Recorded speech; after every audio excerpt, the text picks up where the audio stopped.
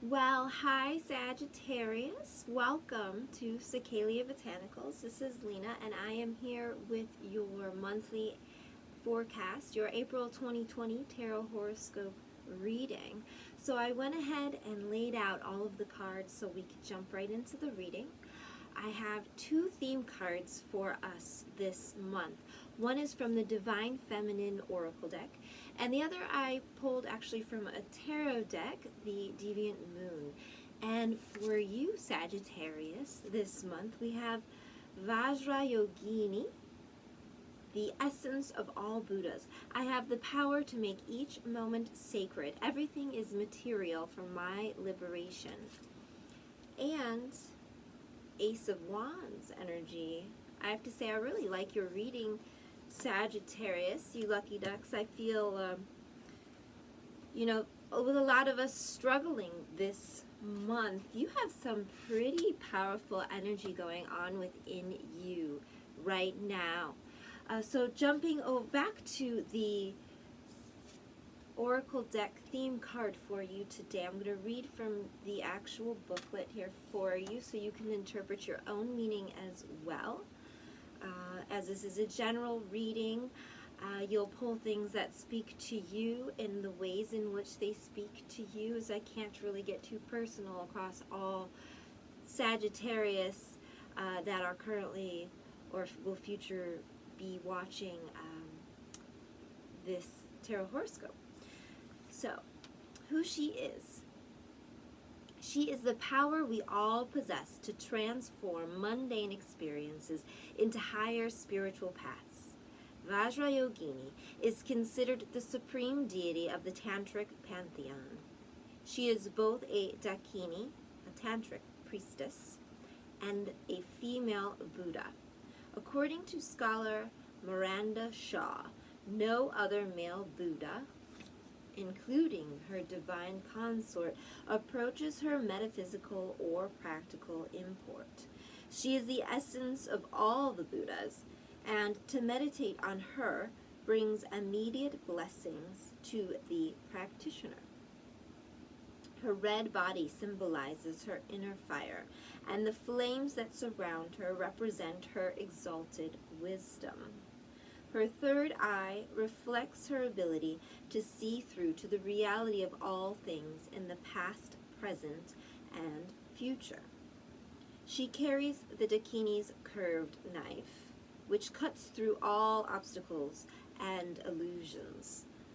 And she holds a bowl of blood, which represents the bliss that awaits us when we release the ego's attachment to who we are. Vajrayogini is a central figure in the Vajrayana Buddhism and in Tantric initiations. She's considered a meditation deity and comes to a practitioner during a visualization of her form. She helps liberate us from ordinary conceptions and ordinary appearances so that we can see through to the truth of what exists all around us. She is easier to reach during dark times in our lives, even if we feel far from spiritual. She still wants to liberate us.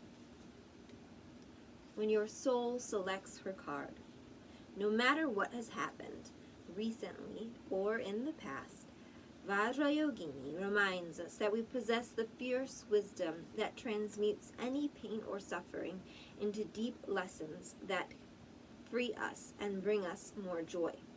She's the call to wake up if we've fallen into that old myth that something or someone outside of us is going to save us. She's here to make it loud and clear that what is within us will save us. We can take this moment right here, right now, and turn it into something sacred. Or turn everything sacred. Her energy is sharp, intense, and uncompromising. She will not let you remain in an illusion or in a disempowering story about who you really are. She wants you to sever all the ties to your ego's relationship to a person or to an event in your life and see it again with the third eye, with the wisdom that can perceive the deeper spiritual path beneath the human drama. This red female Buddha is the power we all have in every moment to take a seemingly everyday event or annoyance or unfortunate occurrence and use it for our own enlightenment. She reminds us that everything is rich material for us to use to elevate our reality as an embodied soul. Soul voice meditation. Can I see the lesson in the chaos? Intention.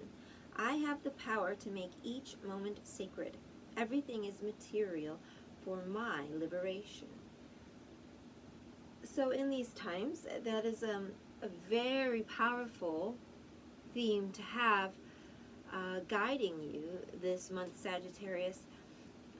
Very potent energy, very profound possibilities for you this month of April. Especially also when you put this together with the Ace of Wands being a card of, well, in this card, here you can see, it can mean pregnancy, but it doesn't necessarily mean in terms of a human child, right? It can be a new way of being, a new, like reinventing yourself, a new business venture, a new career path, a new place to live, new ways of thinking, new habits, where we can completely transform ourselves in our lives, starting with our daily habits, our daily thoughts, how we respond to things, using meditation as an asset and a tool to further our spiritual development, but also use as a powerful tool for manifestation through visualization and mantra and affirmations. This can be life-changing, life-altering, and I see that this combination speaks very much to that regard for you this month, Sagittarius. I would take this time to really make this a daily practice. Every day, visualize you living your dream life, right? Also letting go, like it said, of certain hang-ups or certain issues that you've had, and see them from the present moment, or really as your future self living this dream life, of how maybe that was a lesson, or how that was preparing you to become this person or live in this manner, and it was necessary. And when you can see it from that perspective, you can let go of the pain and any current issues that it might be causing you emotionally or mentally, or potentially even spiritually. So jump over for a moment to the astrological events that are going on for everyone, affecting all of us, of course, in different ways. Just a general overview for you here real quick for April 2020. So April 3rd, we have Venus entering Gemini. Gemini is very social, very chatty, very intellectual, lots and lots of thoughts, thinking, lots of ideas. So I think you're going to be downloading a lot of ideas for your potential way of redefining yourself and your life and being from now and here on out. I think what we are all going to come to find is this very strange time that we are all experiencing in our own very unique ways is going to be significantly transformative on a mass scale. I think that it's going to affect everybody differently and change them differently and to different degrees, most definitely. But due to like this mass acceleration of congruent transformation, there's a lot of energy going on right now that any of us can harness onto to accelerate any sort of manifestation and transformation process. But anyways, going back to Venus is the planet of love, of beauty, and of friendship. So you may find that yourself talking about things that you love and are passionate about more, doing more research, reading more books, discussing books with ideas, planning things with other people about the future. When all of this clears up, we're going to get together and we're going to do this. Or you're, all these new ideas for your new, how you're going to look, new hairstyle, appearance, how you feel like presenting yourself to the world in the future, or in love, and how you see yourself in a relationship or communicate in relationships. My perspective will shift. On April 7th, we have the full moon in Libra.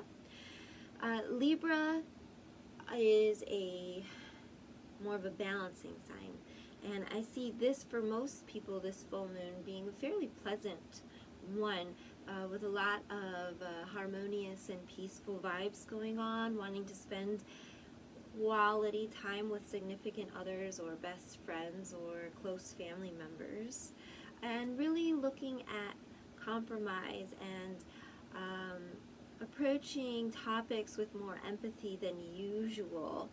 It's a great time to build bridges with other people, and discuss. I don't ever recommend signing any important documents or making really important life decisions on the full moon, but you can certainly discuss them and wait a couple more days, few days after, maybe like after the 10th, before signing on into anything. On April 19th, we have the Sun in Taurus. So this energy, even though we all have been at home quite a bit, and I think around the 3rd, when we have Venus moving into Gemini, feeling a little bit more of a cabin fever, feeling more of a desire to reach out to people. The Sun moving into Taurus energy, we're going to start to feel like a little bit more comfy, cozy into these new routines that we've started developing with staying at home more, going out and less, running errands less, eating out less, that sort of a thing that maybe was difficult at first. We're now kind of comfy with it and making the house more cozy, nesting a little bit more. You do have to be mindful of getting a little bit too lazy, a little too set into sleeping in and waking up whenever too much, not getting up and getting all the work done. Just be careful of that sloth energy that can slowly creep up. You will find physical exercise being a great thing to incorporate into your daily routine or amp up. Your energies will probably be more on the physical side and less on the spiritual side. But also, I think there is a potential too for some more anxiety if you haven't. Some people have not come to terms with what are they going to do and what the plan is. This anxiety over security and reliability, and dealing with some aspects of the fears of all these changes they're bringing about and bubbling about both inside them and in the world around them. And what I would suggest is really let go of how much information you're allowing to freely come at you and attack your psyche. Okay, and guard your psychic energies right now, because even with it being so guarded, I think that there's still so much coming at you, right? Plenty to digest and deal with in these times. Okay, so on April 22nd, we have the new moon in Taurus. I love the new moon. I love new moon magic. I tend to do that significantly more than full moon magic, because this is the time where we are planting seeds, and then the next day we have the moon going back into its waxing energy. Now if I have in the past dealt with having to let go of things, let go of bad habits, addictions, obsessions, even little things, letting go of being, clinging to certain ideas and aspects of self and being. That's great for full moon magic and waning moon energies. And some of us may still have to work on that, but I think a lot of the energies that are going on right now are really forcing us to do it, or even when maybe we didn't even need to let go of some things. We were doing just fine, thank you very much. But now is the time, I think, to reassess about what you want to bring in and what you want to strengthen, what you want to grow. And the new moon energy is what's good for that. This is the time where you plant those seeds. You do the plan, you do the brainstorming, the brain dump. You start planning. You start visualizing where you're going, who you're going to be, what it's all going to feel like, right? That's part of visualization manifestation, is not only what does it look like, but very much what does it feel like. That's what makes it really real in our energy and accelerates that manifestation process significantly. Back to the new moon on Taurus, on the 22nd, in Taurus, on the 22nd, we'll have some more of those stabilizing energies. So you'll probably be thinking a lot in terms of building or continuing to develop or maintain even a solid foundation for yourself. Honestly, this, I think, will have more of romantic vibes or even sentimental vibes, going back to the past about something that you once loved and how can you bring that back into your life. Be careful of possessive and selfish type of vibes, but for the most part, I think you're going to have a strong sense of loyalty to that which you ultimately love, and vice versa. Though that which unconditionally loves you, you will feel that loyalty significantly. That there will be no doubt around that, and that can be in a relationship, that could be in a job, that could be even in your commitment, your spirituality, your commitment, your faith, your community. It can be a lot of things. On April 25th, we have Pluto in retrograde in Capricorn. Pluto will be in retrograde until October 4th. So Pluto in retrograde represents shadow work. It's a great time to delve further into your intuition. It's going to come to you a lot easier, especially for those that are a little bit more in tune and aware and open to intuition already. You're going to be getting these downloads very much more often, or more strongly, or just more clearly. You'll understand what's being said to you fairly clearly. And this is also a time then to really work on your intuition, communication, because it is its own form of language or communication, definitely, that has no one right way. Other mystics that I know, who I would say all of whom have a very strong connection to their intuition, but it works for them and through them very uniquely and very differently. And it's always fun to have a conversation with someone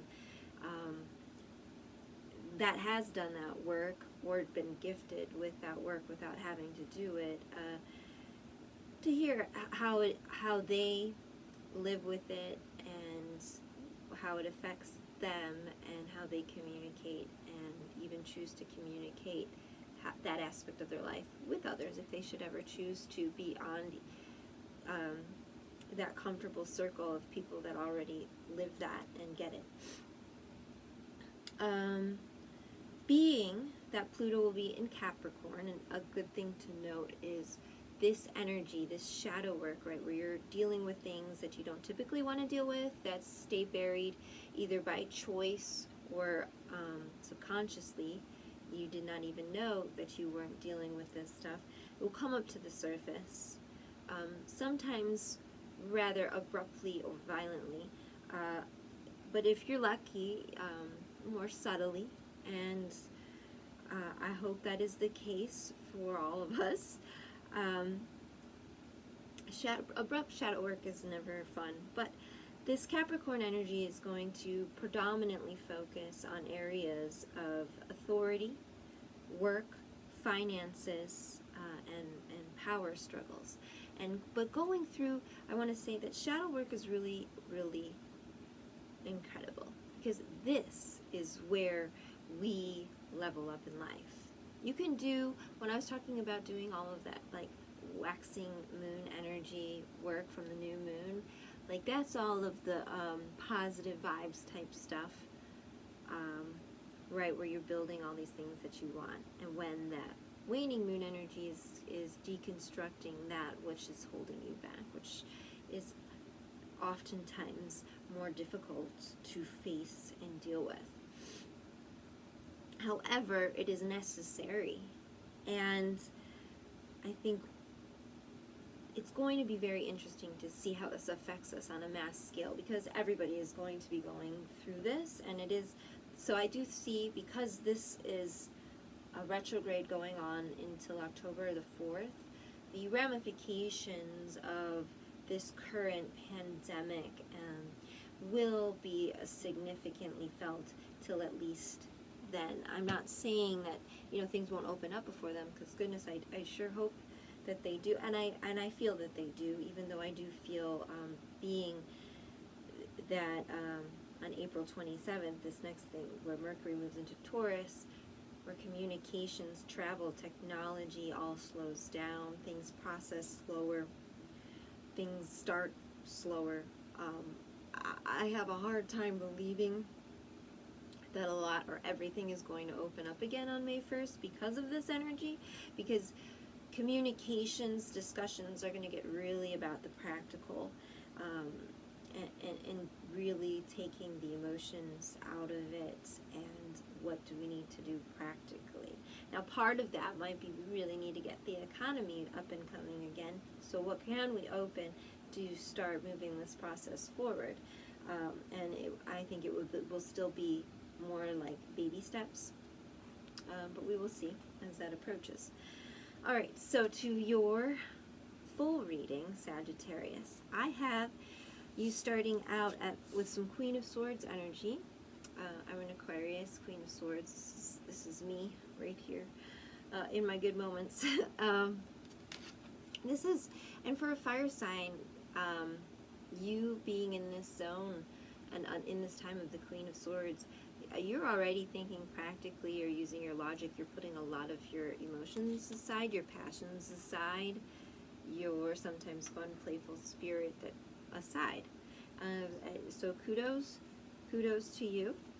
What I have behind you, or shortly in the past, is the Three of Wands. So you've had some successes where you were just kind of trusting the flow of life, which suited you very well, and you did well with it, and has brought you to where you are right now, which is actually, I think by many standards, pretty good. I think you have a lot to actually be very grateful for in life, so do remember to keep that perspective when in doubt. What I do have crossing you is the Knight of Cups. The first thing I want to say is I don't typically like to make my readings too much about love. There's a ton of tarot horoscope readings that you can find here about love. But I do say that there is some love aspect potentially that is crossing you right now, or this could even honestly be your own emotions that are preventing you from doing something here. Let me see here. So in your thoughts, we have the Eight of Swords. So I do see you do have some anxieties for sure, and you know what? That's legit. Like, that's, of course you do. However, I want you to maybe think about how some of your anxieties, if you were to just breathe and let some things go and remember how you did, just kind of trust that the next step would be there in front of you and how that did work out. Like, I know the times are more uncertain right now, but that energy is still with you. Okay, the universe does still have your back. And if you let go of this struggle, like the Eight of Swords is the Chinese finger trap for me. when I read it. The more you struggle, the more it's like, I can't get out, you can't handle this. If you relax, you'll see actually it's not that bad, and you have things under control, and or maybe not thoroughly under control in the way that you want, but more than you think you do, and you can kind of just float out of this difficulty. It's an interesting thing, and the mind is an interesting thing, and I highly recommend meditation for you this month, Sagittarius. Knight of Wands, your subconscious. So you do have like this project or something, or this person or this place, okay, something that you really are passionate about that has your heart's energy, like totally. And it is pulling at your heartstrings, or is your guiding force in terms of like, I want to do this, I want to do this, I want to do this, or be with this person, or be here. You know what it is. And in the near future, I have the Queen of Cups. So I do see this coming to fruition, at least enough that you do find significant fulfillment for yourself in this month. Your advice is the Two of Wands. So survey your landscape, check out your options, right? You do have, I think, a lot of ideas or opportunities, honestly, knocking at your door. And I see this as doing your research and checking out all the options before making a deal. And I am being called to remember the full moon energy and the new moon energy. Okay, so that's April 7th and April 22nd. I don't want you signing contracts on those days, okay? Hold off for a couple days if you can, okay? Try to. If it's important, there shouldn't be a reason why you couldn't wait 2 days, okay? Seven of Swords, which you cannot control. And this is why I also say hold off 2 days, because you are being presented with opportunities and information, but not all of the information. Okay, someone is hiding some shit from you. Yeah, I don't see this as you. And they have their reasons, good or bad. I can't necessarily say which for you in particular, but there is a little bit of deceit going on, and I just want you to be aware of that. That's why I think your advice is to do the research thoroughly for yourself. Trust your intuition, okay? Not just someone because they say trust me. That's a good red flag, okay? Just trust me. Do more research, okay? The Devil, hopes and fears. Couple things, okay, that could be. This came up for another card this month too, in a different way though than it is for you. Be careful of any new habits you might be picking up in this time, vacation time that some of us might be having, okay? Also be careful of the company that you keep and who you give your heart to, who you give your money to. I would tread with caution this month, Sagittarius. I think you have a lot of things that you're excited about, and that's great. But you have the time to make those decisions. And I do think that ultimately, though, you do make the right decision because you do have something significant to celebrate with friends. So, I mean, I will say, going back to this card can mean, this actually can mean conception, and this can be celebrating a pregnancy. So, if you're not wanting to get pregnant or get somebody pregnant, I'd be very careful this month, Sagittarius, because there is that energy there. You're very fertile right now. That's what I would say. You're very, and it might not just be in the physical sense. It could be in, well, really in every way. Like, you're attracting opportunities and new new things coming forth to be birthed from you in the future. So that's exciting. I really do, though, want you to, and that's what might be crossing you too, is your emotions are really pushing you. Like, you really are like, yes, I'm so excited about this, and you want to sign this thing, or be with this person, or do this thing, or buy this house, or invest all this money in this business, because this is going to be the next greatest thing, because it's just your dream come true.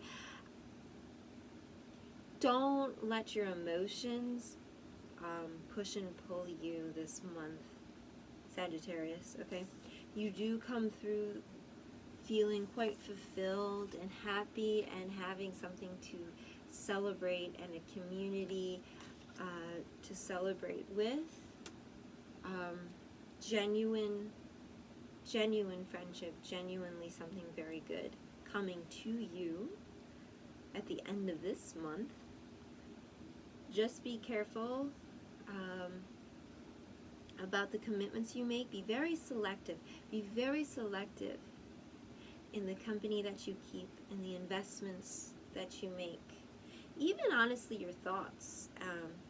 Like I said, I recommend a lot of meditation and manifestation, visualizations, and affirmations for you this month, Sagittarius. And a lot of really awesome things can begin to, or continue to happen for you. As I see, I think there has been some really cool stuff going on already for you. Alright, so thank you for joining me this month. I look forward to reading for you again for May, and I wish you so much health and happiness and wealth. Thank you. Goodbye, Sagittarius.